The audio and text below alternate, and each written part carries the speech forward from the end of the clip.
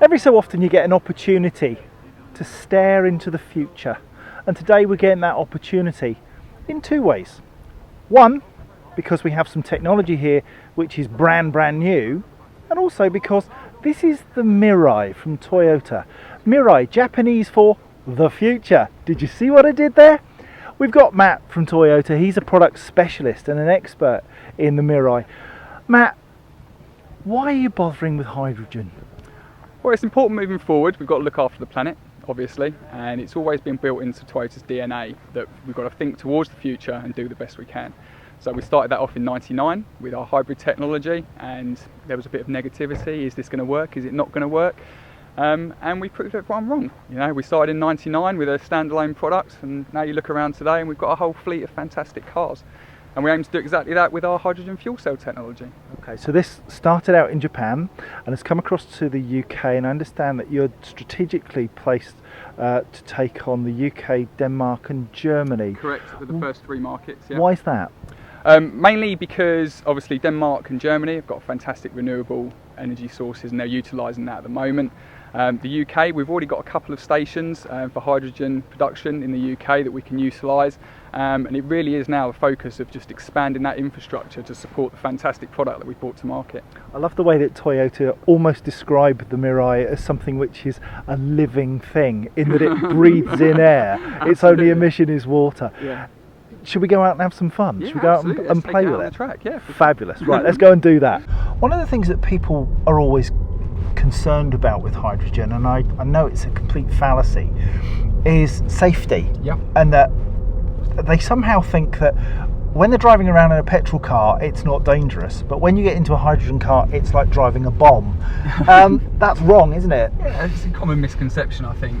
The focus around safety is obviously key, especially on this particular vehicle, because we knew that there was going to be some sort of air of negativity around it. So there's a plastic liner within the tank, and then there's a carbon fibre weave, and then there's a glass fibre weave over the top of that as well. So they'll withstand 150 tonnes of pressure. Wow. So if you think worst case car accident, whatever could happen, you would expect any sort of impact pressure would be well below that sort of remit. And we said it on the way out, it drives like a car. Absolutely, that's what customers want.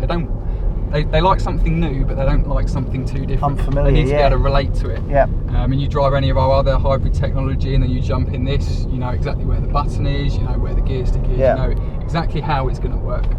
I'm almost lost for words in that I expected it to be like an electric vehicle, but all the time in my head I'm trying to work out how it's doing it. Do you know what I mean? It's like alchemy. It's like magic.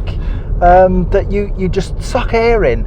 A fuel stack does some amazing stuff, produces electricity which drives the motor and allows me to go along with no emissions. Yeah. It completely redefines motoring. It's a bizarre thing. So what next for Toyota then? Because we were talking earlier about how they have pushed back the boundaries. Yeah, I think with this car, it is very much about the technology. You know, our application is obviously Toyota Mirai, which we firmly believe is the future, but it's really about building that infrastructure now. Yes. We've got a product which we're 110% confident in. For the customers to have confidence in that product, they need to see that it's more normalised. Yeah.